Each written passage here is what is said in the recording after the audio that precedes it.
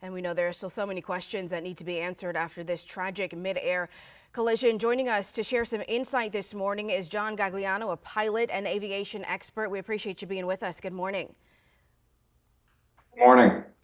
First, I want to get your reaction. We have these two horrific crashes happening barely 48 hours apart. From an aviation standpoint, just your reaction to that. It's incredibly unusual. It's heartbreaking. It's tragic. And there's still a lot of questions to be answered. Yeah, for sure. In both cases, certainly. I do want to start with this case in Philly. What can you tell us about this Learjet 55, this medical transport aircraft, a little bit of what it's like and the size and what it's typically used for? Yeah, so it's an executive private jet, and it's a very capable aircraft. It goes up to 51,000 feet. It's to get it has intercontinental range. This jet particularly was registered in Mexico, and it was intended to go from Philadelphia to Mexico. There are two engines, jet engines, on board this plane, and they're pretty powerful ones. It's really, really unusual that a jet like this would crash right after takeoff. Because if one engine were to fail, normally the other engine takes over and the plane can fly fine. So again, there's a lot of questions to be answered. Absolutely. And of course, we have the midair collision that happened back here at home. The NTSB now has two major investigations just days apart on their hands. We know that it's a fairly small organization. Talk about the potential impact this could have on the timeline of getting answers and what the investigations in both will look like. Yeah, the NTSB is an independent agency, so it's independent from the executive branch, or it's supposed to be, and it's got about 400 employees. They respond to airplane accidents and incidents all over the country.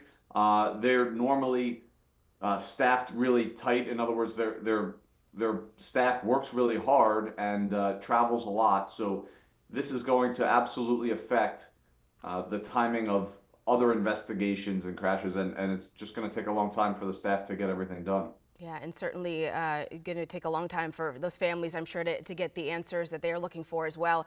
When it comes specifically to the crash here at DCA, what is your understanding of what may have happened, what may have gone wrong here? I know still in the very early stages of this investigation, but just from what you've seen so far.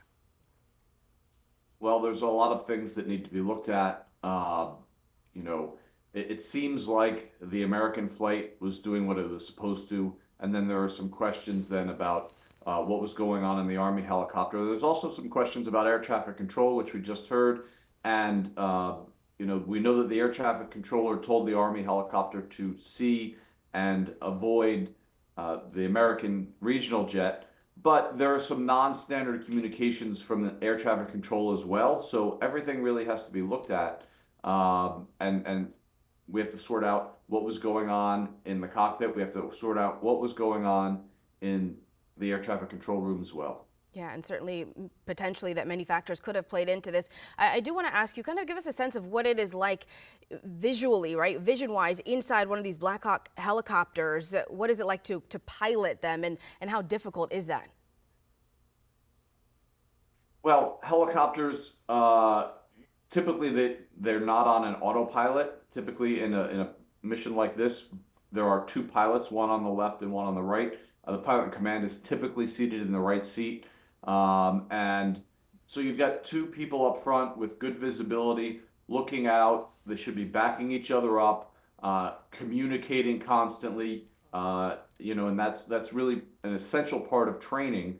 And especially on a flight at night, low to the ground, they should be backing each other up and talking and looking. And we have to find out. And I just heard that you mentioned the voice recorder was recovered. That is something that is going to be looked at, the communication within the cockpit of the Black Hawk and the American flight as well. Yeah, certainly a difficult time. We can all agree for all the families involved here, though, as we wait for those answers. John, thank you so much for your time. We appreciate it. You're welcome.